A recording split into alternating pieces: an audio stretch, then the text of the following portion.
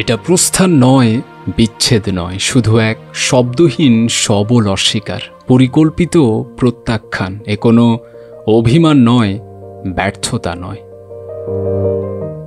Casemiro ও Real মাদ্রিদের বর্তমান সময়টা রুদ্র মোহাম্মদ শহীদুল্লাহর এই কবিতার মতোই। প্রেক্ষাপটটা 2000 সালের দিকে। ঊনবিংশ শতকের সূর্য তখন সবে মাত্র অস্ত গিয়েছে, কিন্তু সবুজ ঘাসে সব আগের মতোই। ফুটবলে তখনও রিয়াল মাদ্রিদের রাজত্ব চলছে, চলার তো কথাই। কি ছিল না সেই মাদ্রিদে? রাউল, ফিগো, রোনালদোর বিধ্বংসী আক্রমণ ভাগ, জিজু গুতির চোখে ঘুণ ধরানো মাঝ মাঠ, অথবা কার্লোস হিয়েরার তারকা খচিত ডিফেন্স লাইন। কাকে ছেড়ে কার কথা বলি? আজকের পেস ফুটবল গেমসের পুরো একটা ড্রিম 11ই যেন সাজিয়েছিল গ্যালাকটিকোস, অথচ বছর দুয়েক সেই স্বপ্নের দলটাই কিনা ভুগেছে শিরোপা খরায়, মুষ্টে পড়েছে একের পর এক টুর্নামেন্টে। সাংবাদিকরা সিজন শেষে একদিন প্রশ্ন জুড়ে দিলেন, জিজুর কাছে জানতে চাইলেন এই অধঃপতনের কি কারণ। উত্তরে জিদান যা বলেছিলেন, বাকিরা তো কোন ছাড়, জার্নালিস্টদের চোখও ছানা বড়া হয়ে গেছিল পরের সেকেন্ডে। ডিফেন্সিভ মিডফিল্ডার ক্লদিও ম্যাকলেলের অনুপস্থিতি নাকি মাদ্রিদের শিরোপা খরার হেতু। এ এক ডাহা তাজ্জব ব্যাপার।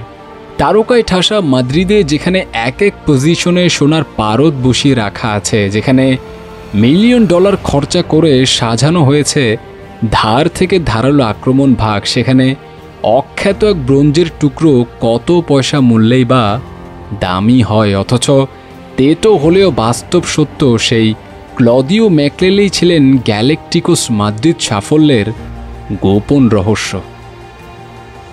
ফুটবলে ডিফেন্সিভ মিডফিল্ডটা এমনই। পায়ে এদের নতুনত্ব থাকে না, ট্রিবলিং কিচ্ছু থাকে না। সার্কেলের চারপাশে 7 পাক ঘুরে। কি আছে এদের? পুরো ঠোঙা মড়ানো নুন, দেখতেও বেখাপ পাবার, খেতেও নুনতা। কিন্তু সেই নুনের মূল্যটা আপনি তখনই বুঝবেন যখন দামি সব উপাদানে বানানো পিৎজাটা লবণের অভাবে খেতে পানসে লাগবে। বাস্তবে যেমনটা বুঝেছিল মাদ্রিদ। এবার ক্যালেন্ডারের পাতা উল্টে আজকের মাদ্রিদে তাকাচ্ছি। 9 বছরে 5টা চ্যাম্পিয়ন্স লিগ, সাফল্য যেন আসছিল 2 হাত পুরে। অনেক বাঘা বাঘা ক্লাব যা স্বপ্নেও ভাবতে ভয় পায়, বাস্তবে সেটা হেসে খেলেই করেছে মাদ্রিদ। এর গোপন মূলমন্ত্র কি জানেন? ওই ঠোঙায় মোড়ানো একটা নুনের প্যাকেট, যে প্যাকেটটার নাম কার্লোস ক্যাসেমিরো। বেল, বেনজেমা বলি অথবা ক্রুস মডরিচ, প্রতিষ্ঠিত তারকার ভিড়ে ক্যাসেমিরো নিতান্ত এক নিষ্প্রভ আলো। কিন্তু তাদেরকে জিজ্ঞেস করলে বুঝবেন আজকের রঙিন ঘুড়িতে ঠাসা মাদ্রিদের মূল নাটাই এই ক্যাসেমিরোর হাতেই।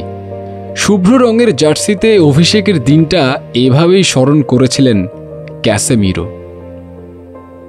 আমার রিয়াল মাদ্রিদে অভিষেকের দিনে মরিনিও আমাকে তার ঘরে ডেকেছিলেন। তিনি আমাকে বলেছিলেন, কেস তুমি শুরু করতে যাচ্ছ। আমি জিজ্ঞেস করলাম, আমাকে শুরু করছেন? জোসে বললেন, হ্যাঁ, তুমি একজন ভালো খেলোয়াড়, আরাম করো গিয়ে। দেখো, তুমি যখন বল পাবে বার্নাবু তোমাকে ভালোবাসবে। সে বলেছিল, আমি তোমাকে চিনি, তুমি ভালো, তুমি বিশ্বের সেরা সেন্টার মিডফিল্ডার হতে যাচ্ছ। যে শুধু খেলেই না, পুরো খেলাটাকেই নিয়ন্ত্রণ করে খেলায়। হ্যাজার্ডের মতো ড্রিবলিং কিংবা লুকিতার মতো পাওয়ার শট, ক্রুসের মতো ফ্রিকিক অথবা বেলের মতো স্পিড, কোনোটাই তার ঝুলিতে নেই। অথচ বেল, বেনজুর হাই প্রোফাইল নামগুলোই জয় তুলতে অসমর্থ যদি একজন ক্যাসেমিরো একাদশে না থাকে। পাসিং স্কিল হাই লেভেলের না, অতটা গতি নেই পায়ে, কিন্তু তার ঝুলিতে যা আছে তা অনেক প্রতিষ্ঠিত মিডফিল্ডারেরও নেই। ছোট ছোট পাসে প্রতিপক্ষীয় স্ট্রাইকারদের বিরক্ত করে দেওয়া, অপোনেন্ট টিমের প্লেয়ারদের পা থেকে বল কেড়ে নেওয়া কিংবা স্পটলাইট প্লেয়ার টালে পকেটে ঢুকিয়ে রাখা, এই সব কিছুতেই ক্যাসেমিরো ওস্তাদ। রিয়ালের সেই পুরনো দলে মার্সেলো এক উইঙ্গার, রামোস ও নিয়মিত হয়ে যায় পুরো দস্তুর ফরওয়ার্ড। কারবাহল উইং ধরে উপরে চলে যায়, পেছনটা হয়ে যায় রিস্কি একটা বিরান ভূমি, কিন্তু তারপরও কপাল জুড়ে একটা নির্ভরতার চিহ্ন ঠিকই দাঁড়িয়ে যায়। একটা সেফটি জোন বারবার দিয়ে যায় হাজার ভরসার প্রতিজ্ঞা। কারণ তারা জানে ডিফেন্স লাইনটায় আর কেউ না থাকলেও নিরাপত্তা বলয় হয়ে একজন ক্যাসেমিরো এখনও আছে। মার্সেলো রামোস চলে গেছেন, তাদের স্থানে আসা নতুন কুড়িরাও ক্যাসের উপর ভরসা রেখেছেন, যার উপস্থিতি মাদ্রিদের নড়বড়ের ডিফেন্সটাকেও বানিয়ে রাখবে চীনের প্রাচীর। রামোস ভারানের দেয়াল টপকানোর আগে প্রতিপক্ষকে টপকাতে হবে আরও একটি দেয়ালকে, আরও একটি ক্যাসেমিরোকে। বিদায় ক্যাসে, মাদ্রিদের মেরিন সেনাদের মাঝে তুমি ট্রু বারুদের ট্যাঙ্ক। সাধারণ ফুটবল প্রেমীদের কাছে তুমি অপ্রয়োজনীয় মনে হলেও ফুটবল বোদ্ধারা জানে হিরে কালো বর্ণেরও হয়। তারা পর্দার আড়ালে বসেই লিখে ক্রুস মডরিচদের বিশ্ব জয়ের গল্প। তাই বিদায় বেলায় বলি, চলে যাওয়া মানে প্রস্থান নয়, বিচ্ছেদ নয়। চলে যাওয়া মানে নয় বন্ধন ছিন্ন করা আর্দ্র রজনী। চলে গেলে আমারও অধিক কিছু থেকে যাবে তোমার না থাকা জুড়ে। বিদায়ের শেহনাই বাজে, নিয়ে যাবার পালকি এসে দাঁড়ায় দুয়ারে। দীর্ঘ শ্বাস নিয়ে যেতে হয় সবাইকে অজানা গন্তব্যে। হঠাৎ ডেকে উঠে নাম না জানা পাখি, অজান্তেই চমকে উঠি।